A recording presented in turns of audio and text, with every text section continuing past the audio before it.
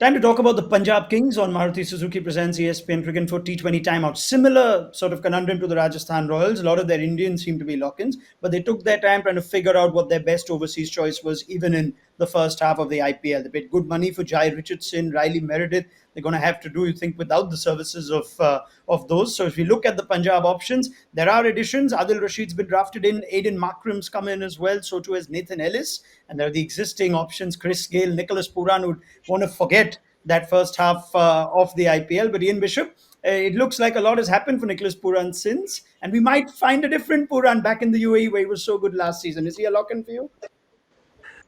Uh, I'd give him, I'd give him a game or two more. Yeah, that was an atrocious beginning to the season. To be honest, he was very fortunate. Excuse me, that they stuck with him for as long as they did in those 6 or 7 games. But he found some form in the Caribbean. He's been leading the Amazon Warriors in the Caribbean Premier League.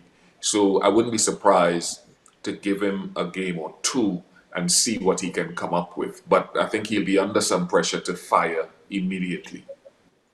I wonder, Deep, if that decision from David Malan to withdraw somewhat helps Punjab Kings. You know, there could have been a call up, Malan or Puran. The Puran did lose his place in the last game Punjab played in the IPL 2021. But now, if it's a toss up between an Aiden Markram, who hasn't really featured in this tournament, would you still reinvest in Nicholas Puran?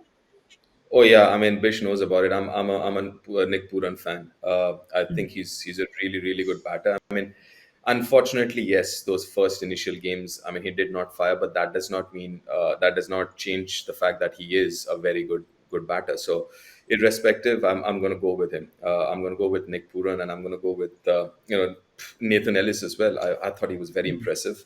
And their biggest issues in last couple of season has been their death bowling. So you have Nathan Ellis, who's a death bowler specialist, and you have someone like Shami, who's got a phenomenal record in Dubai or in Yeah. UAE for that matter.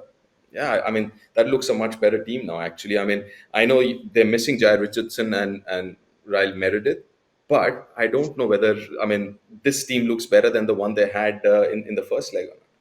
Nathan Ellis, is that a inviting proposition for you? Chris Jordan, someone who's probably competing with him as well, Vish? Yeah, but then if you ask me who my four overseas players are, and I say this with a slight degree of naivety, but Gale, I'd still go with Gale. I'd give Nicholas Puran a push. I'm not sure if I'm missing anyone, but I was I was going to go with both Jordan and Ellis on that surface Okay. because of what we saw in the UAE the last time. So those would be the four guys I would sort of throw in there.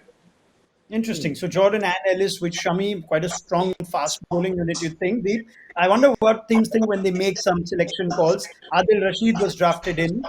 This team already has two leg spinners, Bishnoi and Murugan Ashwin. Do you see Adil Rashid getting a game at all at some point? I don't know. Maybe that was an insurance. Maybe looking at because nobody had a clue what kind of pitch is going to be on offer here. So yeah, maybe more of an insurance. But I doubt whether he's going to get a game here or not. I mean, even though he's a fabulous bowler, but as you mentioned, you've got two Indian leg spinners already, Bishnoi and Murugan. So yeah, it looks highly unlikely as far as I see it. This one can bat, though, as far as the leg spinners go. And England hold Adil Rashid in such high regard in white ball cricket, Bish. They're staggered that he doesn't get picked up by IPL franchises. If there was one franchise that you think he perhaps didn't want to go to, is one that already has two Indian leggies. Do you still see him getting a go?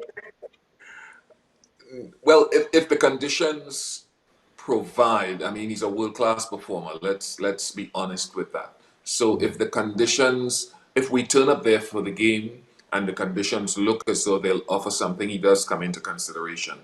But I thought in the game between CSK and Mumbai Indians in particular, when they bowl, were a seam bowler short, a good quick bowler short. I didn't think with all the grass and the pitch that spin played a big role. And the numbers told us from last season that fast bowling, seam bowling is the major way to go on that surface when the spin has a variety. So that's why those are my preferences to have those two seam bowlers from overseas in addition to the two overseas batsmen. I don't see Adil Rashid just yet coming in there. All right, fair enough. Anil Kumble just has more leg spinners to talk to in the dugout then. Thank you, Ian Bishop and Deep Dasgupta. That was our look ahead to Punjab this season. We're waiting to see, we get to see Nathan Ellis and Chris Jordan bowl with Mohammad Shami. You think Chris Gayle and Nicholas Pooran will start for them?